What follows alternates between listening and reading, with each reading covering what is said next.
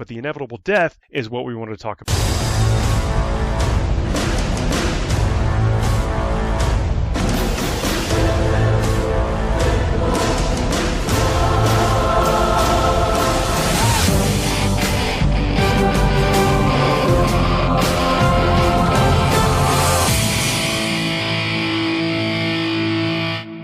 Listen up, Umi. This is a podcast with the most ducker. This is Forge the Narrative. Hey everybody, welcome to Forge the Narrative. My name is Paul, your host. We all about All Sauce Podcast. I'm joined by Tanya Gates. Hey everybody. And Adam Camilleri. Howdy. Hello everyone. Red will be back next week. Look, this has been an exciting week of Warhammer 40,000. Had the WGC event last weekend. Adam, you were there? Yeah, man. Was I ever? Talking about Warhammer. That's what we do around here. And in our spare time. Turns out. Yeah. Turns out.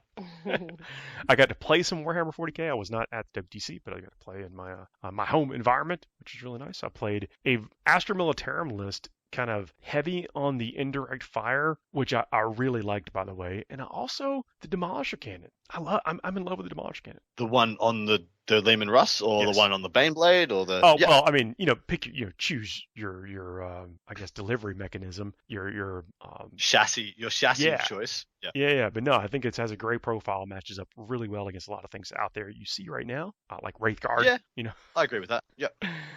To where, I mean, I considered taking as many as possible. I'm talking about like a couple of tank commanders, and then several Lehmans. You eat up a lot of points that way, and that I don't know is the best right now, but really enjoyed the indirect fire profiles, especially when you can support it with things like the Hellhound to flush people out, which is the actual rule, but basically remove their benefit of cover, and then doing spotters from Sentinels and stuff. Yeah, I really am a fan of the Hellhounds, and Hellhounds are like my favorite unit in all of 40k. So them having a good exactly. Them having a good bit of utility and reason to be taken is joyous. Got a little OC, got a little, auto hitting, which is nice. The only thing that would make them like perfectly fluffy for me is if they like automatically blew up. Yeah, always.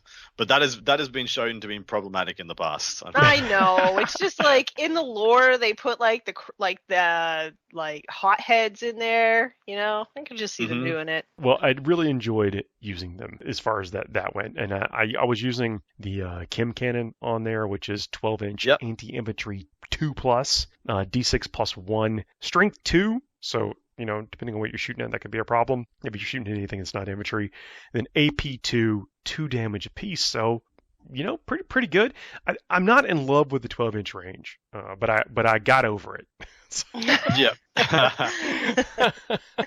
And then the ability on that there is the flush them out, like I was talking about. In your shooting phase, after this model has shot, select one enemy unit that was hit by one or more of those attacks. Until the end of the phase, that unit cannot have the benefit of cover. And I would like to point out that is not just for the cannon or whatever. It could also be a heavy bolter you put on the front. Because all you need to do is it just hit and you get the activation. Yeah, what causes the ability to trigger? Attacks. Yeah, that was hit. Yeah, and it can. Is it only one unit that it gets hit, or is it? Yeah. Oh, sorry. Sorry. Select one. Yeah, it is. Select one enemy unit that was hit by one or more of those attacks. Yeah. So it's really cool. So you put the heavy bolter on, and you can select something 36 inches away while you roast and toast something on an objective right next to you. Yes, and that was also very fun to do. And then the spotting that we're talking about from the Sentinels is the Daring Recon. At the start of your shooting phase, select one enemy unit within 18 inches of and visible to this unit until the end of the phase. Each time a friendly Astra Militarum model makes an attack that targets that unit, reroll a hit roll of a 1. If that attack has the indirect fire ability, it does not suffer the penalty to hit roll for shooting at the target that is not visible to the attacking unit. So they got there's two benefits there. There's the indirect part, and then just the reroll hit rolls of 1, which also really enjoyed using. Because each time a friendly Astra Militarum model makes an attack that targets that unit. It doesn't say you pick a specific unit, it is any old body. So if you didn't think Scout Sentinels had enough utility being OC2, movement to 10, then, here's a bonus. You can also stick a las cannon and a chainsaw on it.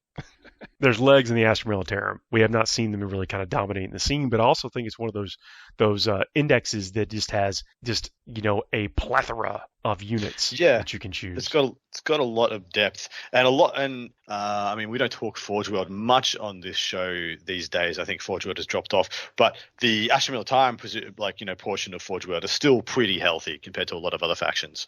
So there's definitely some options there for some of the other spicy takes. But man, like you're right. It's really deep. It's a really deep book, especially now that you've got like things like Sentinels have been made from. Well, I started collecting Guard in late 6th edition, and Sentinels there was no reason to buy Sentinels in all of 6th, all of 7th, and pretty much all of 8th edition. But they've really turned a corner now, and they're a very, very strong unit. They used to come in a 3-pack of Catechin Sentinels or whatever, so happened to have a bunch sitting around ready to go. And I've had mine fitted with last cannons for a long time. I mean, but granted, that is pre-4th edition last cannon Sentinels. No, but it's been fun. It was fun to play.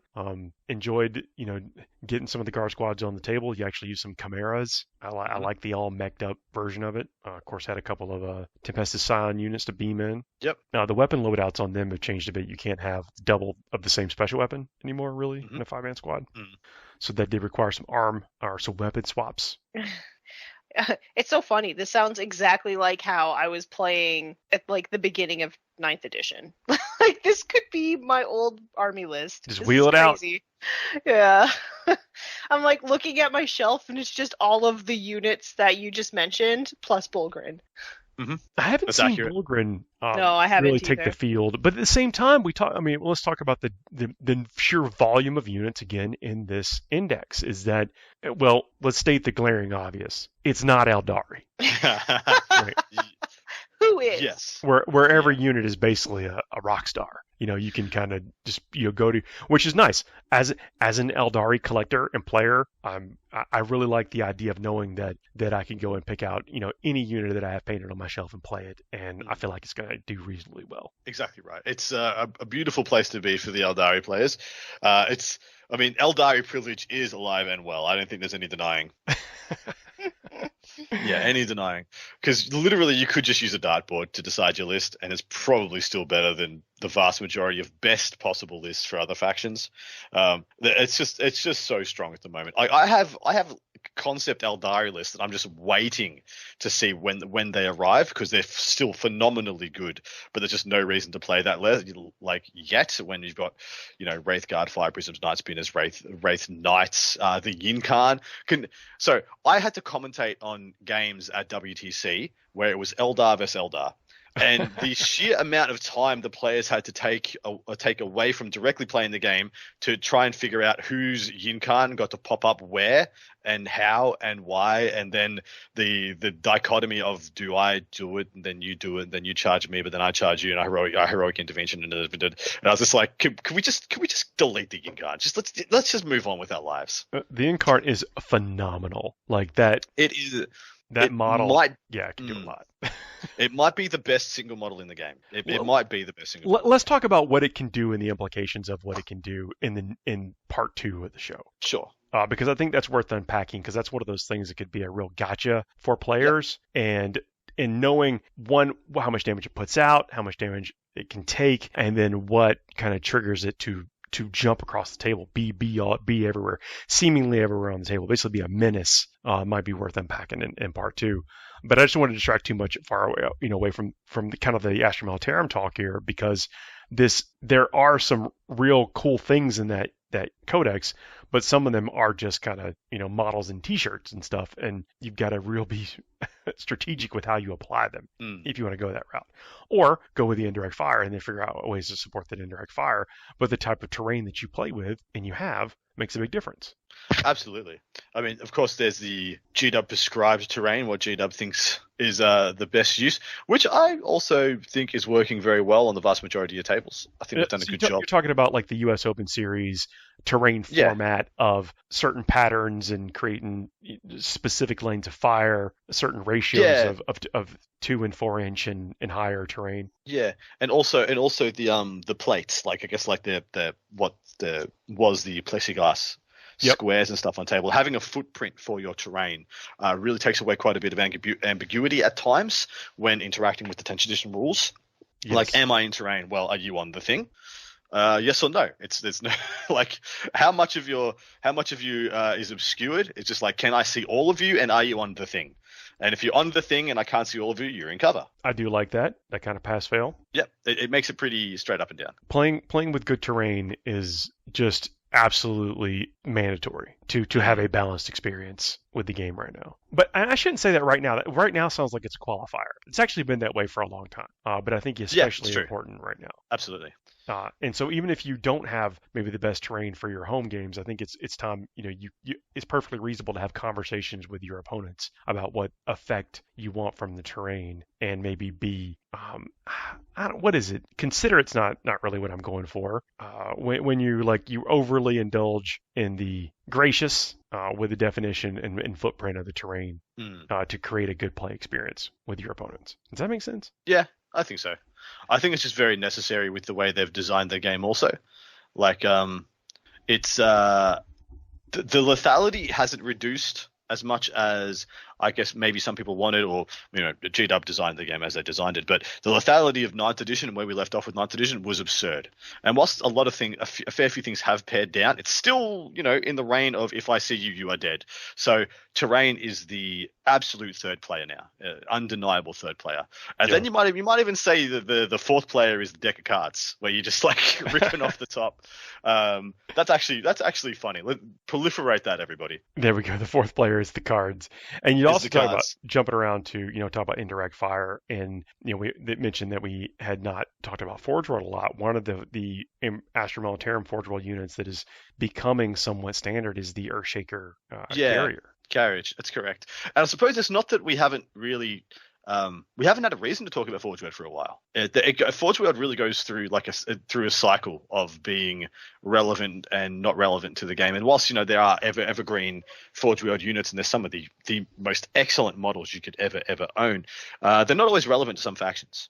Custodes, Forge World is always a thing of relevance, because there are several units available to the Custodes faction in Forge World that they can't really get elsewhere, like the Caladius Grav Tank, which essentially is their mainline battle tank. There's not really the Land Raider, whilst awesome and probably the best it's been in almost a decade, still isn't a Caladius, and the Caladius offers a lot for the army that you can't do without. The Sagittariums look so cool.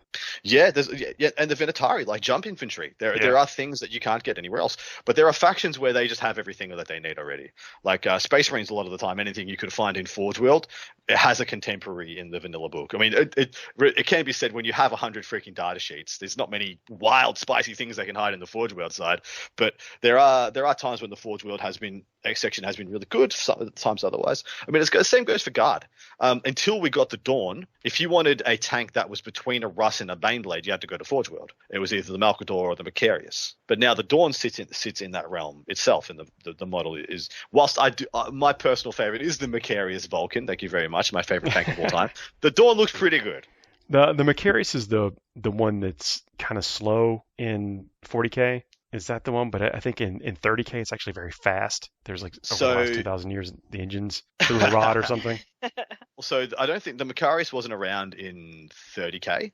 I think the Malcador was the one around. Malcador, that's what I'm. Yes. Yeah. If you ever wanted to know, you just think about when the name was. So Malcador existed in 30k. Macarius wasn't around yet. Macarius was like thousands of years after the heresy, and he got his name there. So then they wouldn't have had anything to name the tank after. Fair enough. Talking about this Earthshaker here. D6 plus 3 shots, hits on a 5+, strength 8, make 2 damage. But here's the ability here is the Earthshaker rounds in your shooting phase. After this model has shot, if one or more of those attacks made with this Earthshaker cannon scored a hit against an infantry unit, until the end of your opponent's next turn, that infantry unit is shaken. While the unit is shaken, subtract 2 from its movement characteristics and subtract 2 from its advance and charge rolls. Yeah, I find I've always had a bit of a worry that these style of things can be a little bit oppressive. I've played against this, and it was really difficult. I mean, granted, my list is kind of slow for orcs. But yeah, it was really hard to work around that. And, I feel like if it was, subtract 2 from your move or charge or advance, it might be a little bit better. But just having it off of everything, it's like, oh, okay, this is my life now. my issue is there are some armies that only have like a handful of like premium units. I'm actually talking about Custodes again. We're seeing a lot of infantry heavy Custodes lists, and then they play against a triple Earthshaker list or Night Spinner or Thunderfire, and you're like, well, your whole army moves 3 inches and is -2 to advance and charge. It just there's a little bit. I don't know if there's. So I was always of the opinion that I think the Thunderfire is the best example of this. It's got a crap profile. And by crap, I mean it's not a profile that kills things judiciously, but has a premium buff or a premium debuff. And when I look at units that have both, and the Earthshaker is a great example of the Night Spinner is another great example of things that have both. You can either have a great buff or debuff, but you don't get to be a killing machine, or you can have a killing machine, and you don't get a great buff or debuff. And the Earthshaker is one that does both, which is why it stands out and why I think it's got your attention, Paul, because it's a really good unit. Yeah, 80 points. Yeah. Not too bad. Then jumping over talking about the Lehman Russ, we're talking about how really liked some of the cannons and stuff on that. Sorry, speaking specifically about the tank commander, because I think that was a little bit better for maybe what I was using it for in this particular list. But you can certainly sub it out for the non HQ slot. Is the Demolisher Battle Cannon, 24-inch range, D6 plus 3 shots, strength 14, neg 3 AP and D6 damage blast. That's a good profile. Not to like, yeah. Where's the issues? That's phenomenal. Tank Commander has the ability to issue orders, which is also nice. And then the death benefiting an officer as an ability here is that when this model is destroyed, roll a d6 on a 2+. Do not remove it from play. It can, after the attacking model's unit has finished making its attacks, shoot as if it were your shooting phase, and as if it had full wounds remaining. The model is then removed from play. Oof. Spicy. I like that. I did get to use that as well. So it's kind of bittersweet, but at the same time, when you've got weapons like that, getting another opportunity to shoot them while getting also the benefits of the tank, throughout the other rounds, it's pretty good. I enjoyed using it. It was fun. Mm-hmm. I had to actually roll my hits though, so I'm obviously at a disadvantage against players. Pleb. You mean you have to roll dice? Ugh. But you can stack things up. +1 to hit, re-rolling ones. There's things you can do. Yeah. That's some weak sauce Monkai stuff right there. Yeah, having to roll dice sometimes is a chore. But there's hope out there. There are things you can do, and actually, once you identify what the menace is, you can start to look into your index and hopefully find some answers to it. As a for instance, Chaos Knights. If one big old target or 2 big old targets is easy for your opponent to vaporize, give them 13 medium-sized targets, all with a giant OC attached to them. Yep, nothing wrong with that. Start playing a different game on them, and you've got some hope. You make it a game. Is where I'm going. I don't know if this is y'all's experience that you're seeing out there. Well, I mean, for me, I am generally not great at the game. So at my event, I didn't have to face any of the big bad factions. Oh, that's not true. I faced Custodes, but yeah, I haven't had the absolute pleasure of playing into Eldar yet. Well, you're in for a treat. Oh, I'm looking forward to it.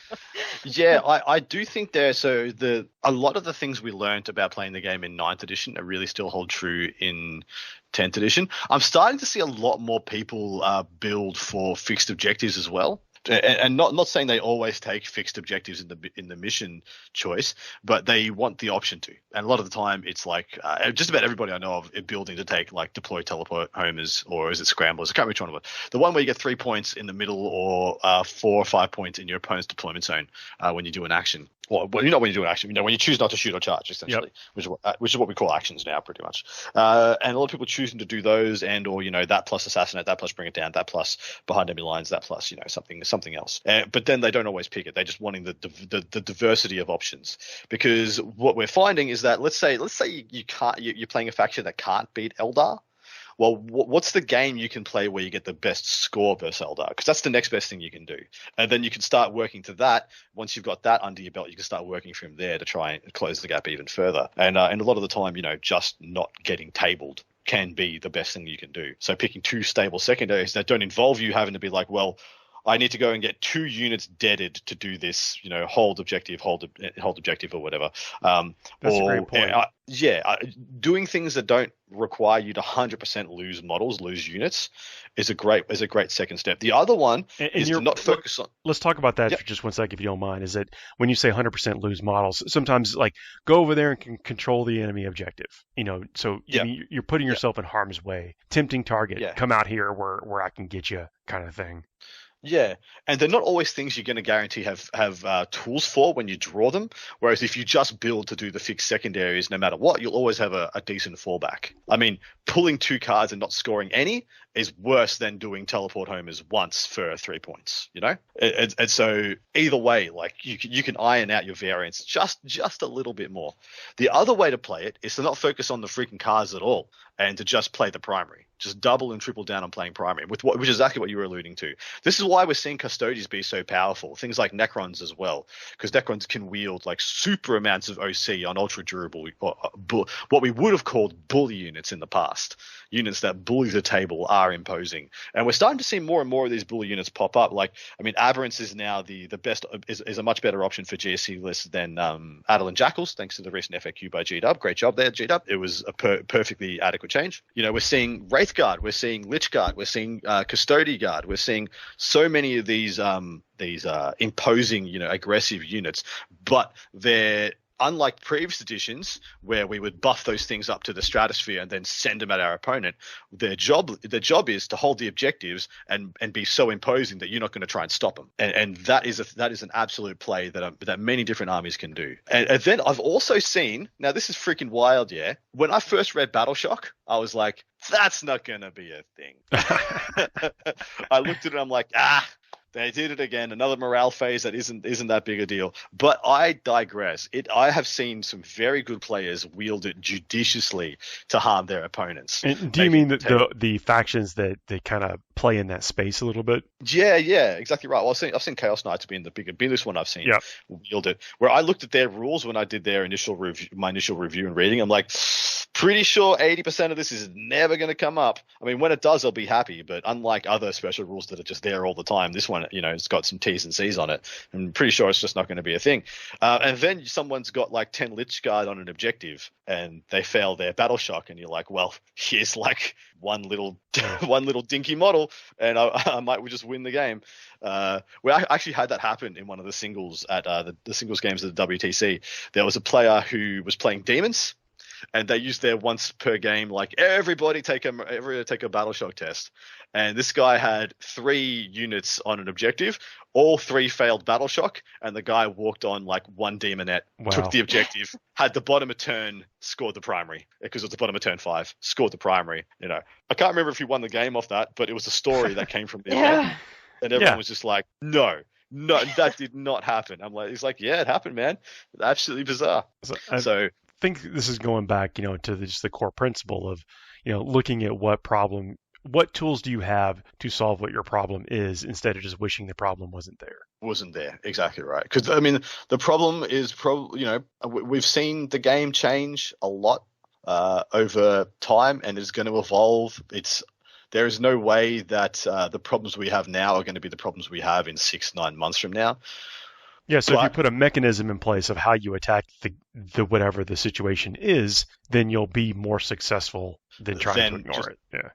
The more of the, well, I don't want to say head in the sand, because there are a lot of people who are very loud, and it's very, very, I wouldn't be able to hear you as much if you had your head in the sand.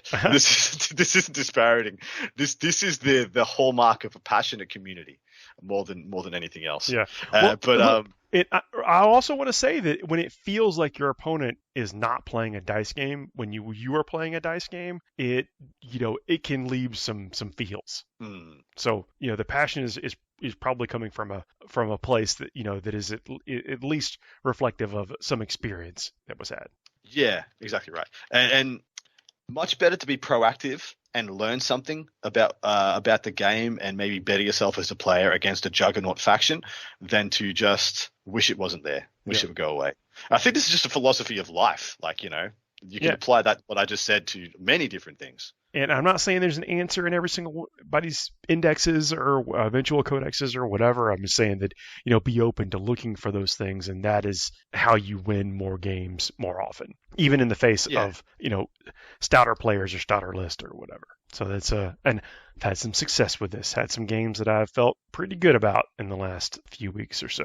Real happy to hear, man. With that mentality. Yeah. I still might take Eldar to the next tournament, but. I'm bringing my meme list, baby. There you go. I'm really enjoying the Astra Militarum. One, because I like playing with tanks, and it's a faction that's not getting a lot of attention or love right now. So I've kind of enjoyed cracking it open. I enjoy the mechanized version of things, even though I like playing horde armies too. But there's something about just all those tanks on the tabletop that I like seeing sometimes. Yeah. So here we go. Let's take a quick break, and as promised, we'll come back and talk about the menace of the Yncarne. It's like a story. Anyway, hold tight, everybody. FTN is brought to you by Discount Games Inc. Please visit them at www.discountgamesinc.com. And don't forget to ask Jay about ways to save even more on your hobby projects. Hey everybody, welcome back. Thank you very much to our Patreon subscribers. Help us all the behind the scenes stuff of the show. I really appreciate y'all doing that each and every month. If you'd like to join in on that, please see the link in the show notes. Any tier is an awesome tier. It helps keep the show going. It helps us do many things to bring you this content, and we really appreciate y'all doing it. Thank you very much to everyone that has done it or considered doing it. It means a whole lot. We promised we would talk about the Yncarne. The Yncarne is one of those Yncarne. That's the way I pronounce it. Yncarne came from the Ynari faction back in the Psychic Awakening. Is that when we first got those models on the scene? Yeah, got the triumvirate. Yep. With Yvraine, the Vizarch. Yep, Vizarch, and then the Yncarne, which is the avatar of Yncarne. Yvraine I did love all the memes that came out, like the Dark Knight memes, not the avatar we deserve, it's the avatar you need. The crowd goes mild. No. Yeah. Anyway, this model has one of the most unique and flavorful rules that any model has ever been given in the history of our game. Let me run down the base stats here. So it's a 270 point model for one thing. Movement of 10, toughness of 10, 2+ save, 12 wounds, leadership of 6, and an OC of 3 with a 4+ invulnerable save.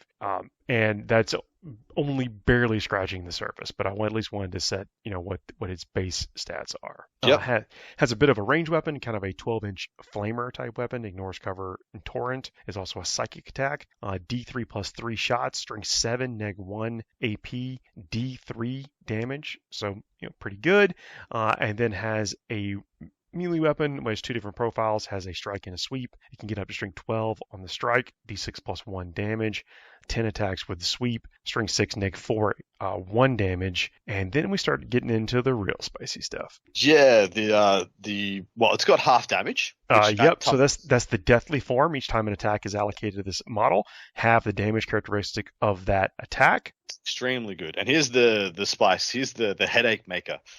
Inevitable death. Once per phase, if this model is on the battlefield when another unit is destroyed, just after removing the last model in that unit, you can remove this model from the battlefield and set it up again as close as possible to where that destroyed model was and not within engagement range of any enemy model. So this guy teleports to wherever the last model removed from a dying squad was. So it means it's very important to ask your opponent which is the last model they're removing, but that you have an absolute unlocked table of absurdity at times in which to just play whatever games you want. This is a staple in a lot of Eldari lists. This is not something that has to be just Ynari, because Ynari is now unlocked by Yvraine. Yvraine is the psychic character that comes with the Gringsis? I think it's what it is. The old Eldar cat model. Yes. Yeah. The spirit cat. Yeah, she comes with that, and she is the model that unlocks the Ynari faction that allows you to bring in other Asuryani units like Drukhari and that kind of stuff. This is not what's happening here. As an Eldari player, you can just take the Yncarne in your list, and that is your only. Well, there is no tax. You just do this. Yeah. Which means being an Eldar unit also gets access to the Strands of Fate, which is the thing that allows Eldar to just substitute dice that they've previously rolled into things for. Cheat. You mean cheat. Yeah. Absolutely. Reference the, when you're playing, you feel like your opponent's not playing a dice game. This is one contributor to that with this Strands of Fate. But the inevitable death is what we want to talk about, because this thing, it can just pop up in the middle of your army when you were not necessarily expecting it, unless you expect it. But then, if you are expecting it, is there anything you can do about it? So there is some things you can do. So what you do not want to have happen is this is we've already said it was once per phase. It was one per phase, yeah. Once per phase with the inevitable death. Yes. Yeah. Really wish it was once per turn, or even once per battle round, or once per game, once per calendar year. This would all be great options. One time that you can do that against one opponent somewhere that already happened. Yeah, and they get to punch like a key. You need card, and once you've spawned the avatar so many times, you get to do it again. Like you spawn the avatar, 3 times in across 3 months, you get a 4th one. But never mind. This is really psychologically potent, regardless of the fact that this is actually a very good unit. Essentially, is a greater demon-esque profile, both in combat and defensively. You can really cause some headaches for your opponent. So let's say I've got a couple of Night Spinners, or I've got a Wraith Knight or whatever. I kill something on the flank of your army. I spawn the Yncarne. In your turn, if you can't see it, can't shoot it, can't connect with it, you can't move that way. If that is killing something on an objective, guess what? That objective is now mine. Let's say you made ingress towards it. You move towards it with one of your best units to try and contend that and take the objective back, but you need to charge the Yncarne to get on the objective. In the shooting phase of the opponent to the Yncarne shoots and kills maybe, let's say, 5 rangers on the other side of the board. The Yncarne leaves that objective, goes to where the rangers were, and now your best unit can no longer charge on the objective.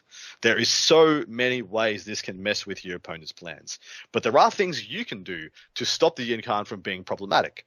One of the biggest things you can do is spread out your unit. Because it spawns off the last model, if you have a unit where, if the Yncarne spawns to the closest model, have an easy charge into something you don't want it to get to, but you're going to get killed by Night Spinners or a D-Cannon or something from out of line of sight, spread your unit out so the last one you remove is like a 10, 11, 12-inch unchargeable thing for the Yncarne to spawn there and chain into your army in their turn. So you can really limit its aggressive impact, I guess. I have to make one correction to something you said during that. Just one. Yeah, that's okay. This is a new. Red's not here, so I guess you can only do what you can do. It is not kind of like a demon. It is a demon. Actually, fair. It is a demon. Yeah. But everything else you said is exactly correct. Yeah. So I think what you're saying is to kind of be cognizant of the fact that this thing can do that, which is kind of what we're doing as a little PSA here, is that when this is on the field, when your opponent has it on the field and they are looking to target a unit and the Yncarne has not jumped yet, and most likely that is why they are targeting that unit, is to jump the Yncarne. And so if you have any hand in how you are removing your models as casualties, you want to think about that, if that's still an option for them to utilize during that turn. It's also a big thing to know and understand what is in your best interest of how you stagger your offense, especially your shooting offense. If you're an army that doesn't have great profiles at killing the Yncarne, you need to know when you need to know when to pull the trigger. That toughness 10 is a problem. It really is, man. Toughness 10 half damage 4-up invuln is actually a big problem for some people, for some armies. There are some whole armies out there that can't kill this guy in a phase. They can't one-shot this thing. So, and especially when you say one shot, you mean one phase it, like most of their army fires at it. Yeah, exactly right. Your whole army won't kill it. Because of the half damage, because maybe you've got all damage 2 profiles or whatnot, or it just spikes the 4-ups or etc. Or you've got lots of Melter and Plasma and you haven't put Oath of Moment on it if you're a Space Marine. This is something I've seen as well. Space Marine armies at times, and this is actually a good thing you can do, so much the better if you take Gilliman and you've got 2 Oaths of Moment, but you just keep Oath of Moment on the Yncarne all game. All game. Doesn't matter. And so the price of you being like no Yncarne is that if they ever beam it over to you and then they try and move it, you can overwatch it and get a good overwatch. Or if they beam it over to you and you still have some shooting left, the shooting you put into it is actually good or effective, same as the melee, it's actually good or effective. You give up having, more offense in the Oath of Moment stuff, but the psychological weight that has now left your mind because they're less likely to use the Yncarne might be worth it. Might be worth it for some people. If you've got Guilliman and you've got 2 Oaths of Moment, slapping one on the Yncarne all game doesn't cost you that much. Probably a great call. Just on the off chance you get to put some damage on them. No, it's giving them the same deterrent they've given you. They've given you a big psychological issue to deal with, and now they're gonna have to pay the piper if they actually want to use it now. Oof. They'll be like, well, you can still use it, but I'm going to kill it so much easier. It's not going to be as effective, et cetera, et cetera. Yeah, no, fair enough. Being on Yncarne management, I think is a big deal, and for Space Marines or anything. Oath of the Moment is such a powerful tool, and maybe you do give them a deterrent. I don't know that they would not bring it over there as a momentum shift. Yeah, exactly right. Once again, like I said, staging and making sure you have a plan of which units you want to remove from your opponent's army in which order, so you de-incentivize them to spawn the Yncarne is also a great idea as well. Oh yeah, I love that idea too. Is like what do you offer up to them as targets for the Eldari if you are in a position where you have to offer up anything? Yeah, so if you have a unit in the open, close to your lines that is of your opponents, kill that with the worst guns you can, so your best guns are still there if they want to put the Yncarne there. I guess it would be the idea. Like you're playing guard, you line up your demolishers to shoot that unit. And then you kill it with like a basilisk or a manticore and be like, well, you can put the Yncarne there, but I'm going to blow it up if you do. Those kind of things. Set traps for it.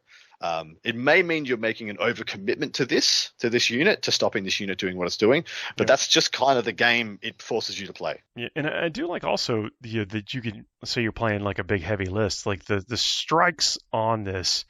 The melee profile, because the idea is that it teleports over there and gets a charge in and can get into something brutal.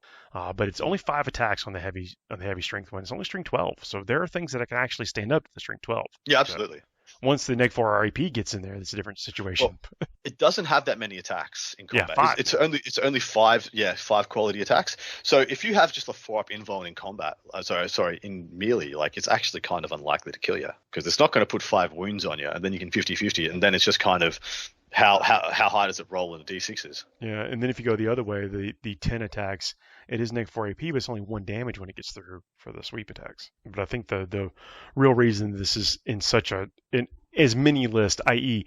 almost every single Eldari list you're going to see past round 3 is the ability to jump. And exactly right. It's huge. It's a momentum shift. Like, we talk about how to get that momentum, to score points, to be on objectives, to take away some of the game from your opponent. Like anytime that you can start making your opponent react to what you're doing, then you're better off than you were before. And the Yncarne forces that with no exception. Agreed. Which is a cool piece. Like I like that exists, but it is something that because it has this unique rule, it can catch a lot of people by surprise, I think. It really can. And it's one of those things that gets better the later the game goes. Of course, Eldar has a lot of quality anti-tank, and if you remove just 1 or 2 pieces of Yncarne, killing units, you just spawn the thing judiciously and your opponent can't really do anything about it. It's just going to run roughshod. The best thing you can do though in that situation is just walk away from the thing and try not to give it a better option to spawn later. Yeah, good point. Yeah, or kill it. I guess you got to make that value assessment. Like how much of your army do you have to devote to taking this thing down? Yeah, exactly right. Be prepared out there. You were definitely going to see the Yncarne in tournament list, but rightly so. It's awesome. I kind of hate it that it outshines the Avatar Arcane, just sheer brutality of stats right now. Because the Avatar Arcane has great stats. Remember, there are no bad units in the Eldari Index. And I gotta say, it kind of bugs me that this spindly Eldari looking swirly, mostly hair unit is toughness 10, but I get it. But it's the avatar of the Eldari god of death. Come on. I know. It's awesome. I mean, it's kind of weird that it's like as tough as just like some dude on a dinosaur in Orc. That is funny. I don't mind that. we now have a toughness stat for dinosaurs. So just for the people out there wondering if they could, the metric in which we'll all judge future dinosaurs. T10 or don't even come at me. Yeah. Well, it's changing gears a bit. I'm basically taking a turn here trying to paint a Tyranid. And yeah. I have figured out, or at least I in the very beginning, I had no idea what I was doing. Sure you did. You just didn't think you knew. That's the way it felt. Actually, I got a little bit comfortable about midway through the paint job. I'm like, this is not looking as bad as I thought it was going to look. That's as good as I got right now. But then it's like with miniature painting, you just kind of like work through the ugly phases. That is. Just keep putting more paint on it till it looks good. That's right. But you know that when you start filling in the blocks, you start painting in the blocks, things start to look a little bit better. But I had not. No, I'm trying to paint like a Leviathan type color scheme. My buddy, I told you, who's he's revved up about Ultramarines, and I'm certainly going to help him try to get that army on the table and everything. But I thought, what better to after we got this army on the table to ruin it is to eat it with a bunch of Tyranids that there's 4 days. So yeah, this is a little insight into how the brain works here, So why not paint some of the Tyranids that came in the starter set? So you actually went into the group chat and you were like, I'm going to try painting some Tyranids. And I was like, my advice to you it wasn't really advice. It was just my observation was that you actually don't have to paint them as good. You have to paint them good, but it's kind of a little bit more forgiving because it's it's an organic creature. So it's not going to be perfectly symmetrical, right? The colors aren't going to be perfectly delineated. I love that advice because it's about, setting your own expectations, and then of course, not letting comparison get in the way of your enjoyment of it. Paint your own standards and go for it. That's right. And so I actually really enjoy Tyranids. I don't think that I would really enjoy playing them, but having a buddy that plays Tyranids really well and does not quite enjoy painting them, it's a good it's a good understanding that we have. I just call him up, be like, you got any bugs? And he'll be like, yeah, here you go. I don't know that I went, I've got, my paint job is Leviathan-ish. And I say ish because I primed them with Gray Seer and then dry brushed everything white. And I used a very, very thin down Vulpus pink to do all the undercarriage type stuff of them. And then went in with less diluted Vulpus pink at the joints. And I don't have Leviathan purple contrast, or I probably would have tried that. Although I get nervous using contrast on what is whatever the top coat, what would be the exoskeleton type stuff. Sure. Like the parts that everybody's going to look at. Yeah, I would get nervous using contrast on that. So I went with, what is it? It's it's not Xerxes purple. It's the darker purple of the layer paint. No, there's no Roth in it. I can find it. Right, there's not. That's might as well jump for this paint. It's so purple. But there isn't that. It's the one that starts with an X. And then I try to get real fancy with it, and instead of shading it with Nolan oil, I shaded it with Basilicum Gray, a very thin down Basilicum Gray. Ooh, how did that go? I liked it. It started coming together. So I painted all the undercarriage. I'm saying the undercarriage. You don't talk about the lighter parts on the Tyranid Leviathan color scheme with a lot of Vulpus pink, and then went back and did a light dry brush, not overly it doesn't look fuzzy at all, like a real light dry brush of white, and did a little bit of spot whitings just on the where the tops of the bones look like they would meet and that kind of stuff. And I painted just the bottom half of it, hooves and all. I painted the bottom half, and the hooves. I struggle with the hooves because sometimes you see they got black. I went with the brownish red, orangish type hooves and claws. And this, I don't know if I did a great job on it yet, but I'm at least happy with the way the result looks. And I did that with going with Rhinox hide and then a little bit of layer of Doombull brown and then Basilicum Gray light over that, under that. And then I forget this is a terrible tutorial. One of the new browns that looks like an orange. as the final coat. I only have the old ones. I can't help you out. I will put these colors in the show notes, but it got me something that I'm pretty happy with. Are you going to send me a picture so I can put it up on our socials? I will eventually send pictures. Yes. Okay. I gotta look at this model for a while before I get super happy with it. But I tried something new. I've never painted this scheme before, and I looked at a bunch of tutorials, and I found a tutorial, like a mixture of a couple tutorials that I felt was good for me.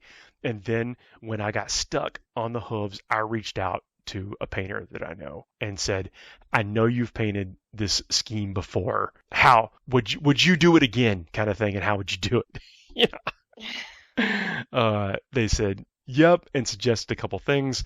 I did not have the exact color that they suggested, but I had one very similar, and I'm happy with the result. So I've taken now that dark brown going up to orangish is what I went for the claws as well. So I feel like I'm on the right track. And then as I got more of the model blocked in, like with the purple armor, then shading the armor, and then putting those little striation line highlights on the armor, as it all started to come together, I started to feel good. And then I put yellow eyes on the Tyranid. And do you know that the weapons, the guns of Tyranids also have eyes? Do they? They have eyes. A lot of creepy stuff with the Tyranids. Targeting systems. I dig it.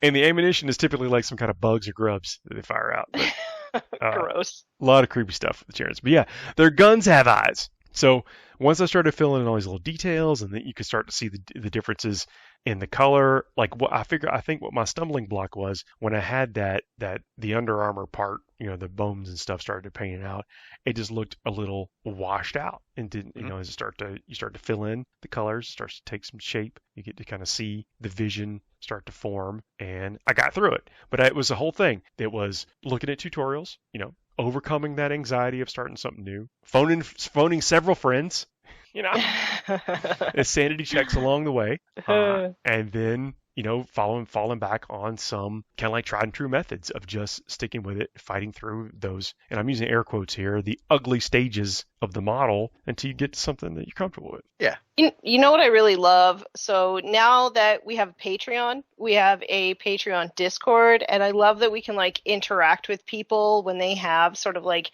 doubts or questions about their painting as well. So I would suggest to you, Paul, to like also use that as a resource when you have painting questions. That is a great suggestion, and should definitely do that. And we should throw more pictures in there. We actually did a hobby hangout at least once also in there. It was building models, I think, getting ready for the ATC. Yeah, those are always fun. I just want to talk about it. I wanted to share like a personal story about going into a completely new model line that I don't recall ever painting a Tyranid in the past. It has to. Do you know what like my go-to is when I'm feeling like a little bit down on my painting, or like I'm not sure where to go next on a model? Do you know what I do?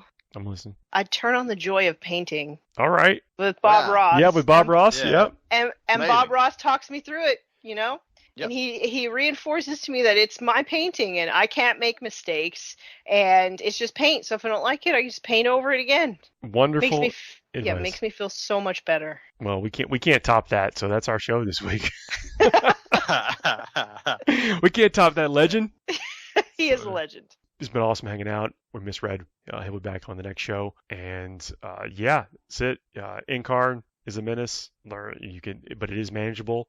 Astra Militarum got some depth in that codex. Just kind of get picky and choosy. But I kind of suggest that to anyone that is struggling out there right now. Maybe look to step outside of the comfort zone of units that you are used to taking, and you might have to take things that you have to take to do things. And I loved your Adam, when you were talking about with the maybe choosing to go with a objective set, even if it's a fixed objectives, that may score you less points, but it doesn't put you into a pressure luck dangerous or diminishing return type of scenario. Exactly right.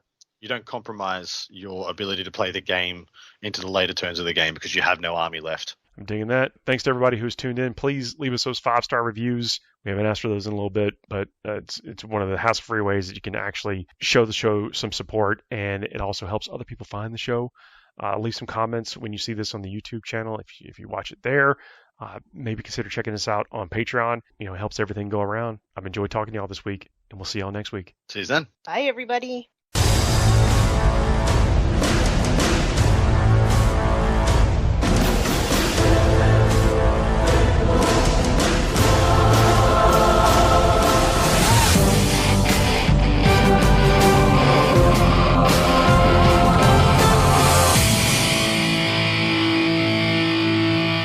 I don't know what they said, but I already subscribed.